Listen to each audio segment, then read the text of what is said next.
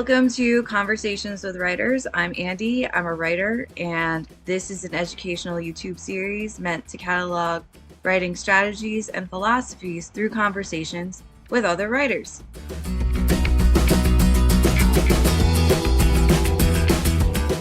Stefanie R. Austin is a senior people analytics consultant at Penn State University. After working with numbers all day, she turns to theater as a creative outlet. After many years of acting, directing, and serving in a variety of crew roles in community theater, Stefanie decided to try her hand at writing and producing.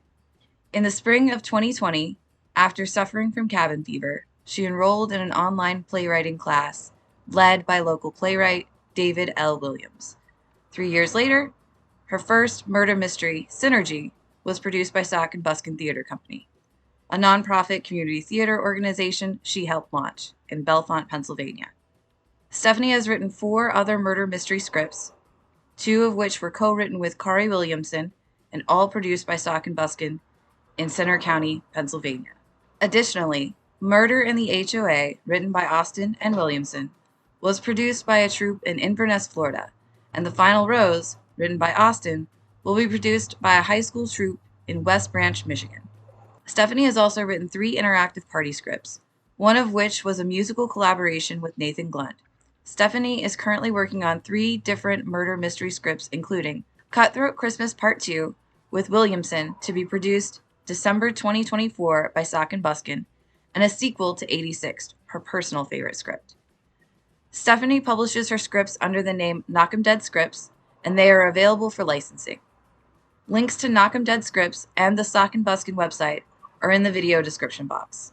Without further ado, this is my conversation with Stefanie.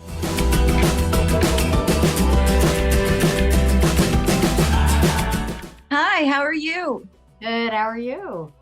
Hanging in there. So, what are you working on now, and what motivated the project?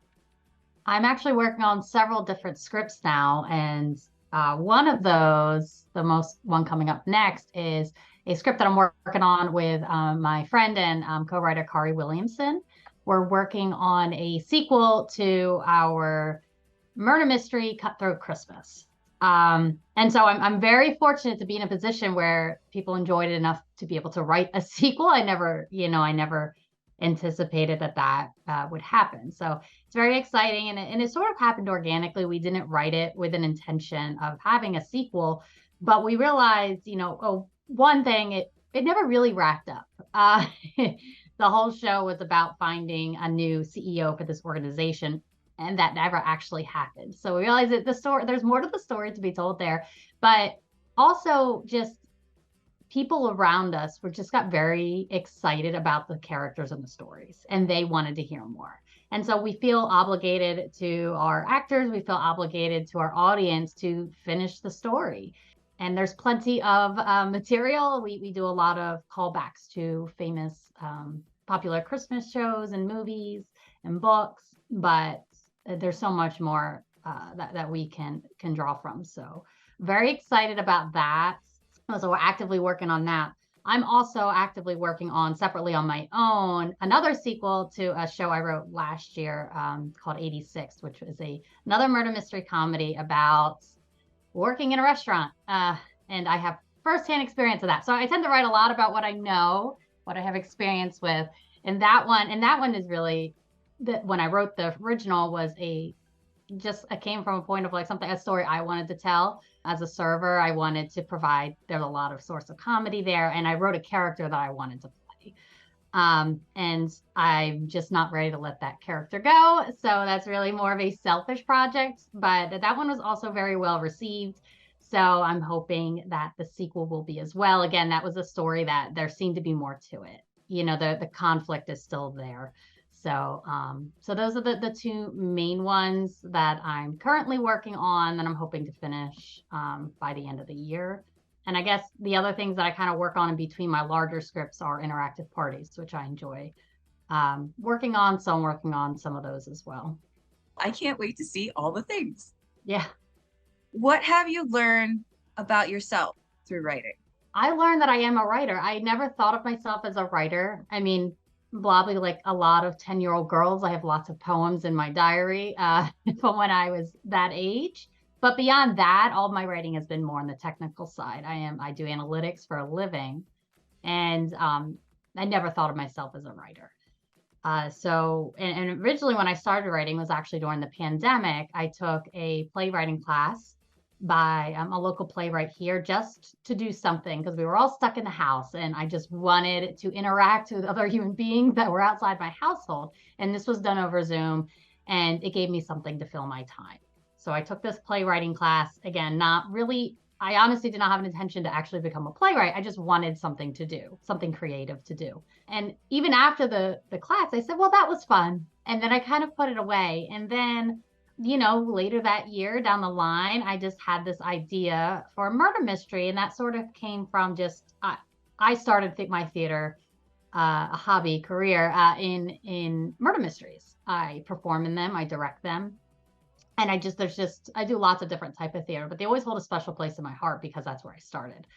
And I think it's a great jumping off point for a lot of actors and directors. But I've done a lot of them. And there's been many times, of varying quality. And there's many times where I was like, I feel like there's something missing here.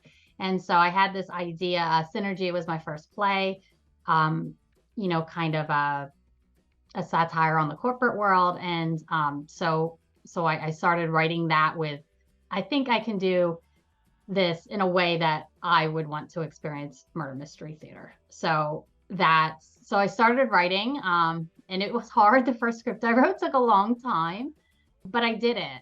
And then I wrote another, and I just learned, and I think each time I'm learning a little bit more about writing style or more about the genre of murder mystery, what works, what doesn't.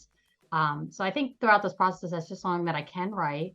And also that I'm funny. I never thought of myself as a funny person because I don't have quick wits. I'm not someone you talk to and I say something witty. But if I can write down and think about it, I recognize comedy when I see it. I understand situational comedy and that sort of and one-liners. If I have time, I can build that comedy both for short and long term over the course of the script. Repeating elements is another source of comedy. So I learned that as well. And so it's just, again, it's more of it's still a hobby for me, but just knowing that I have that creative side of me where, prior to that, I wasn't exercising much. What's the role or responsibility of writing for you? What keeps you generating material? Why write? I write for a creative outlet and I write from what I know and experience. And I try to write for other people to relate as well. There's plenty of fantasy stories and those are all wonderful, but that's not the type of writing I can do or want to do. But I do think people also, when they hear stories that are more contemporary and that they can relate to and can laugh at, I do a lot of satire type of stories, just commentaries on things we see around us. I did one on the corporate world, two on the corporate world, actually. One about working in a restaurant, one about living in an HOA. So these are things that lots of people have experience with and have probably funny stories to tell too. And so I'm trying to tell those folks stories through the writing. What keeps me writing is just, I enjoy it. I think it's fun. I think theater is a way to connect people. And I'm involved as an actor and director, producer as well. And I think it's just, theater is I really enjoy that. It's such a collaborative art. So when you see a production, it's different every time because you have the playwright's vision, the director's vision, the actors, the director, the scenic designer, the costumer, they all come together in a unique way. And so it's just exciting to be part of that process. When you're struggling to write for whatever reason, what strategies do you use to get yourself back to the page?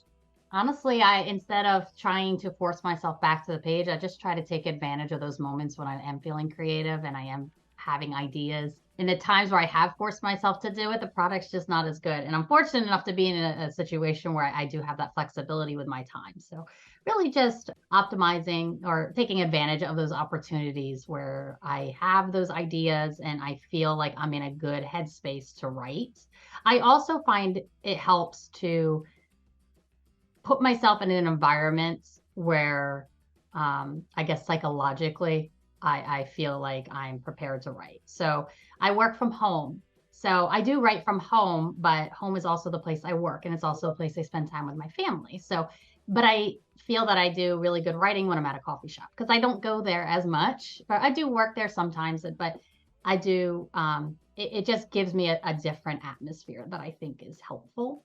It allows me to focus. So yeah, I think it's just about taking advantage of those opportunities and creating a space that will let me write. I think that is a wonderful strategy. I completely agree. Sometimes a shift in space makes all the difference Yeah. to help you organize your thoughts and everything. Yeah, it's hard to separate, things when it's all co-located. Writing for the stage is a slightly different environment than writing for something that's just meant to be read by an audience. And you're not there to interpret, and nobody else is doing anything else with it or sharing any other kind of vision. You're just relying on the reader.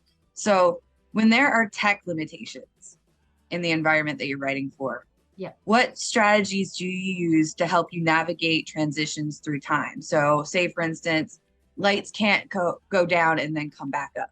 I will say one of the benefits, at least from my perspective, and every playwright, maybe are perhaps less flexible than I am, but I, like I said, my favorite thing about script writing is that it's so collaborative.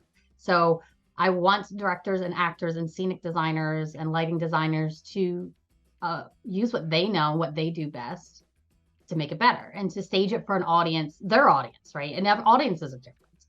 And they know their audience. So I trust. Now, when I write the scripts, I do write them with low budgets in mind. I will say some of the scripts are more technical than others, but in general, they're pretty low tech compared to the average play, certainly to a musical.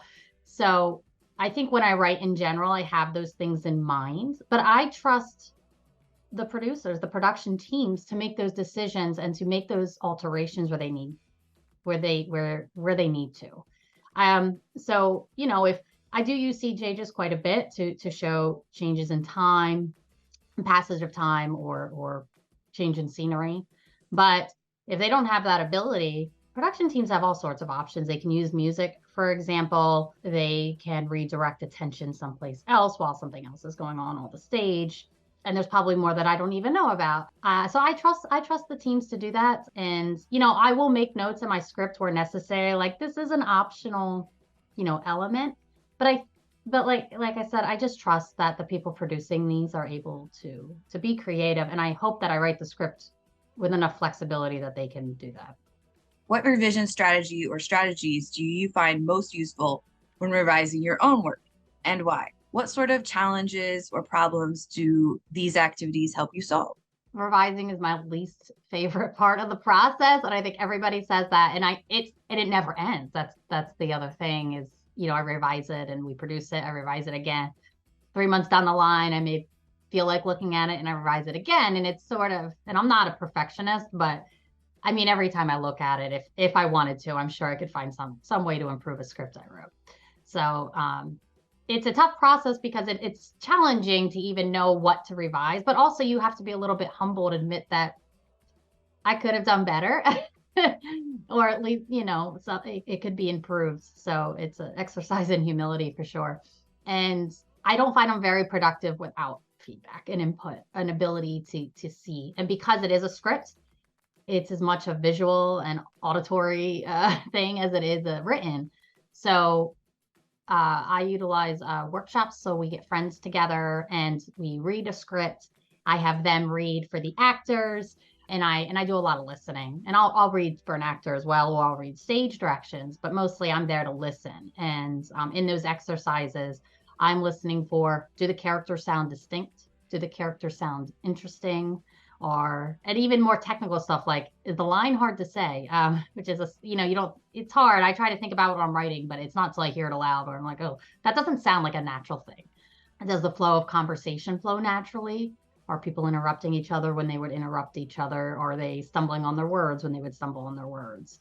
Are they using the right word choice that's consistent with the character? So all those technical things, but I'm also looking for their feedback as an audience. I'm very into mysteries. And so I'm very, it's a point of pride to me to not only write something that's entertaining and funny, but that's actually a mystery. And I want to have clues, and I want it to be a logical conclusion. I want people to understand what happened, why it happened. It has to make sense. So when we read these stories, I'm also looking for, laughter, what's funny, what's not, what fell flat, maybe what's, maybe not appropriate. And also I ask them questions after each scene. Tell me what you heard, tell me what you know, tell me what you think is going to happen, because I want to know what that audience experience is. I want to know, are people going to catch this clue? Do people recognize, that this character is secretly shady, or whatever it is? Because there's usually times like I don't want someone to find out something until scene 3. So, are people finding out before that? And then, of course, before we do the solution, I say, who do you think did it? Why do you think they did it? Because I want to get a sense of how, there's a balance. I want to make it challenging, but not impossible. So how hard is this to solve? Do the clues make sense? Did they interpret the clues correctly? Are they pointing it to other people? Are they interpreting it a different way than I intended? Are they correctly assessing the relationships between characters and their motives and their desires and their conflicts? And then of course the solution scene. I'd like to, did they understand what I just did? Did it make sense? And just overall, did they enjoy the show? So I'm listening, but I also ask a ton of questions because I want to understand the audience's experience as well as I usually get actors to read, actor friends. As an actor, would you play this role? Would you be interested in this role? What did you like about it? What would you find challenging about it? And it's just like incredibly helpful. Most of my scripts change pretty dramatically after the workshop. I mean, you might have the general storyline, but some characters' lines change, and even small changes can make a big change for a character and the way you understand them and their personality and what drives them. So it's just a huge, huge help. And then when I see it produced for the first time, I revise again. And it's funny right now because I'm actually in rehearsals for a script I wrote, playing a character that I wrote. And it's funny as I'm going through even my lines, I'm like, I hate that line, like in it, because it sounds good in your head, and you have to admit, like, yeah, that's not a great line. And even though I wrote it and I workshopped it, now that I'm doing it as an actor, you get a whole new perspective on doing the script and the character. And so I'm fortunate enough to have that community around me, that network of friends that enjoy that and enjoy giving the feedback. And like with Cutthroat Christmas, kind of inspiring the next script. And actually we wrote a script with Kari Williamson, Murder in the HOA, which was also inspired by what our friends wanted out of a script. So I just really leverage my friends and our theater community in the area. So we know that you hate revision. What is your favorite part of the writing process and why? Even though I hate the actual revision part, I do love the workshop itself. It's the first time you get to hear a story out loud, and it comes to life for the first time, really, outside of words on a page. You actually hear it, and other people experience it with you. So it's a really, even though what comes after that is not, I guess it's the calm before the storm, right? It's the enjoyable part. It's also a collaborative part.